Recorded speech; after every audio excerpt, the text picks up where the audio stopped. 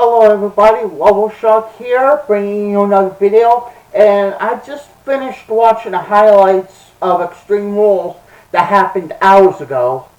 Well, yeah, actually an hour ago or so, but nonetheless, we saw titles change hands, and we saw a couple of titles that didn't change hands. Excuse me. Now, the Dead Man and Roman Reigns against Shane McMahon and McIntyre, I just kind of knew that Elias was going to get involved. I mean, who didn't see that coming? You know?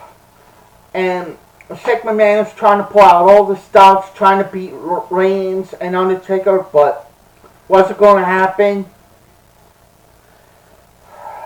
But it was shocking again to see Shane McMahon put The Undertaker through the table one more time. And then he did the coast to coast on The Undertaker with the trash can.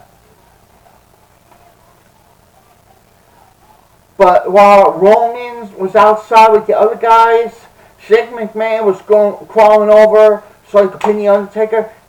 I thought it was funny as hell that The Undertaker just sat right up and looked at Shane. And Shane was scared to hell. I was busting out laughing like hell. I was. And when all said and done, Shane McMahon was no longer, in my opinion, the best in the world.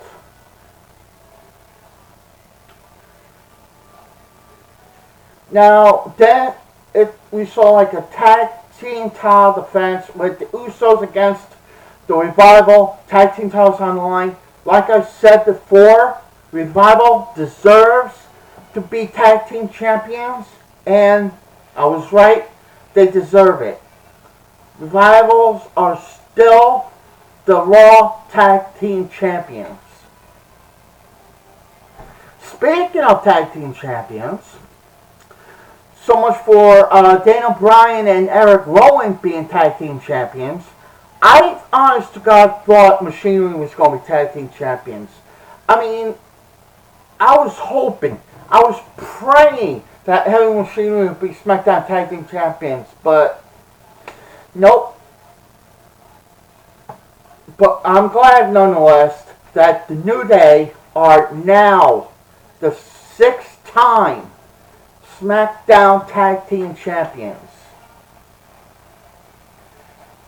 And it was a good match. Now, for the women's title, the handicap match, that was a good handicap match. I have to say it. It was good. Excuse me. Bayley showed that she could take care of herself in the ring, and she did. And she defeated Alexa Bliss and Nikki Cross to retain her SmackDown Women's Championship. I thought the relationship between Nikki Cross and Alexa Bliss was going to just like explode right then and there tonight at Extreme Rules. I thought it was, but it didn't turn out like that. But it's going to explode sooner or later. Just keep watching. It will. And let's see. Oh, my man. Finally, I saw Aleister Black in action against Cesaro. And that match was great. Both very strong guys, powerful and everything. But in the end, Aleister Black became the victor. Cesaro gave it his all, but Aleister Black prevailed. Now, the only match that I did not like, and it was fucking short as hell, it only took like what, 1-2 minutes, and it was Kevin Owens against Ziggler. I mean, a little argument going on. Next thing I know, Ziggler slaps Owens. Owens kicks him in the stomach, then stunner. 1, 2, 3, that was it. But I did like what Kevin Owens said after his match. I thought it was great. You know, a guy can only take so much. Can only take so much BS. And I agree with him. Everything he said, I agree with him. Shane could kiss his ass. Shane could kiss my ass. He could go to hell. He's getting sick and tired of freaking getting overpowered again, like he did in the past. Getting tired of it. Another great match. It was Ricochet against AJ Styles for the United States title. Now, AJ Styles disappoints me because I've always seen AJ Styles win his matches without any help at all whatsoever. But yet, the Bullet Club is back, and Luke Gallows helped AJ Styles win the United States Championship. But that was still one hell of a match between AJ and Ricochet. It was awesome.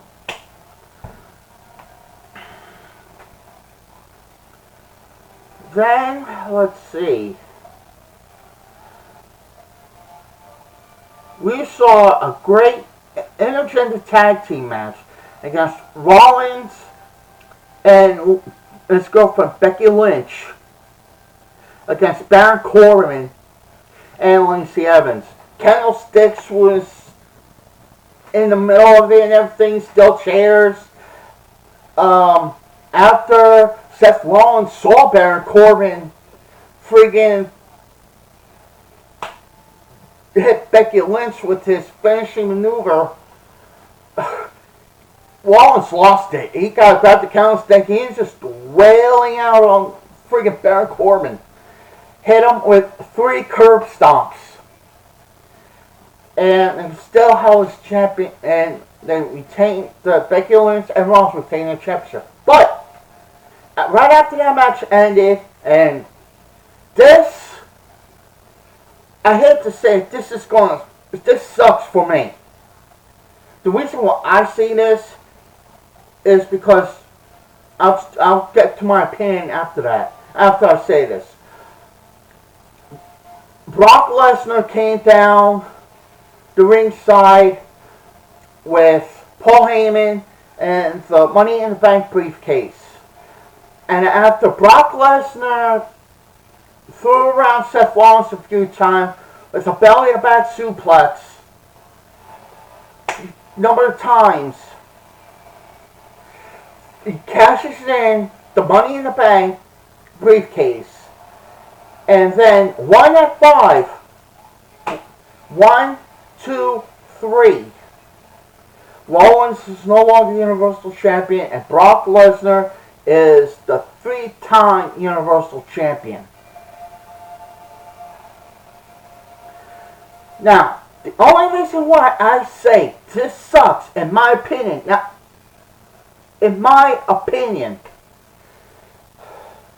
they're going to have Brock Lesnar keep the title for I don't know how long again.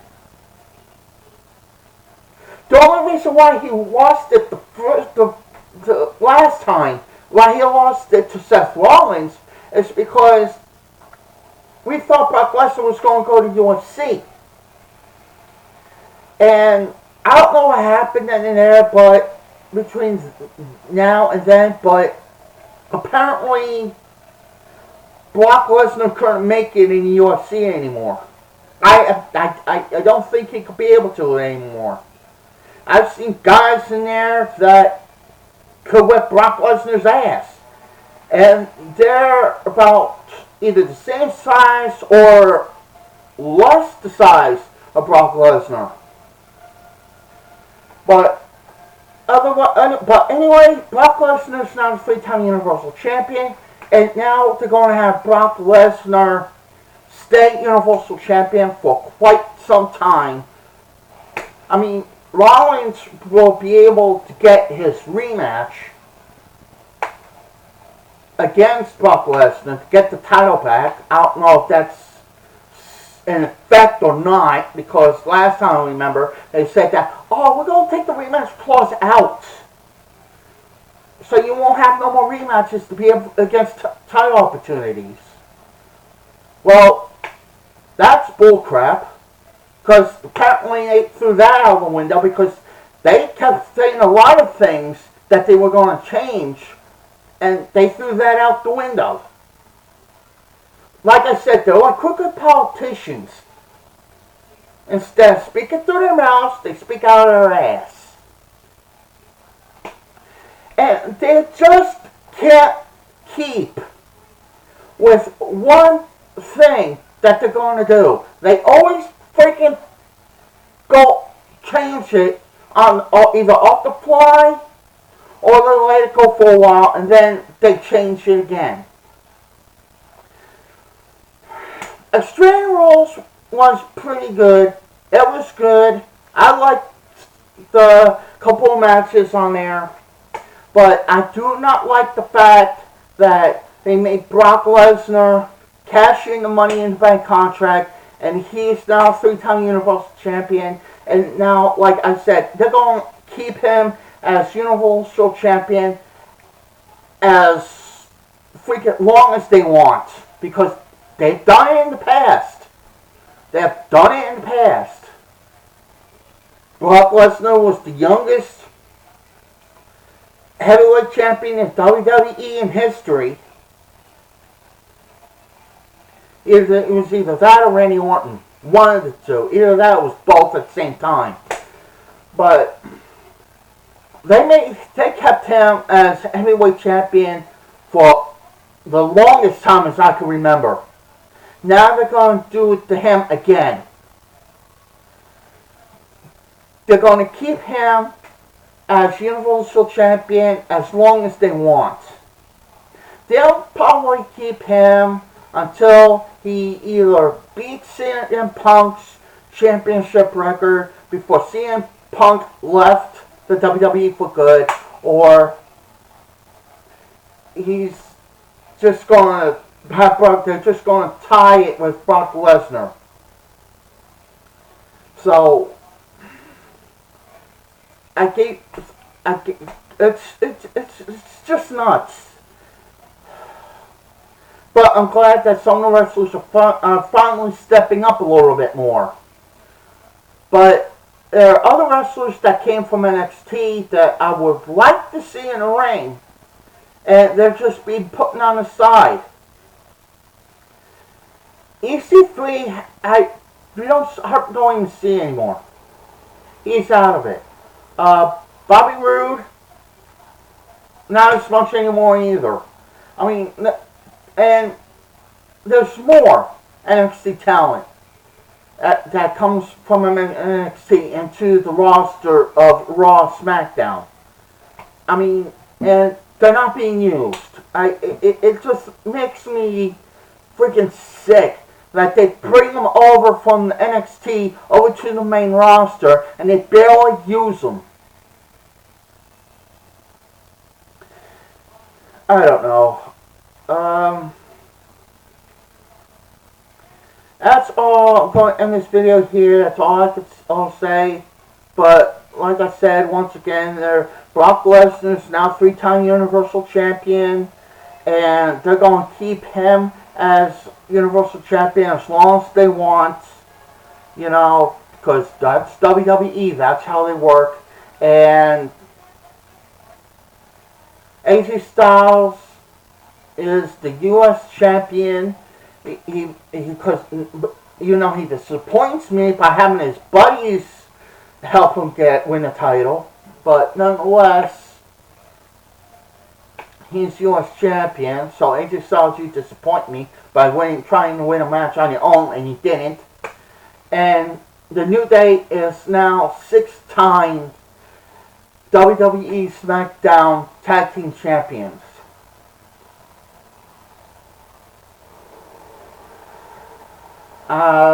End the video here. You have any comments or opinions on what I said and or about Extreme Rules, what happened at Extreme Rules? Leave your comments in the section below of this video, and I will get back to you and tell you what I think about what you said and what my opinion is. So, with that in mind, I'll see you guys in the next video. Bye-bye.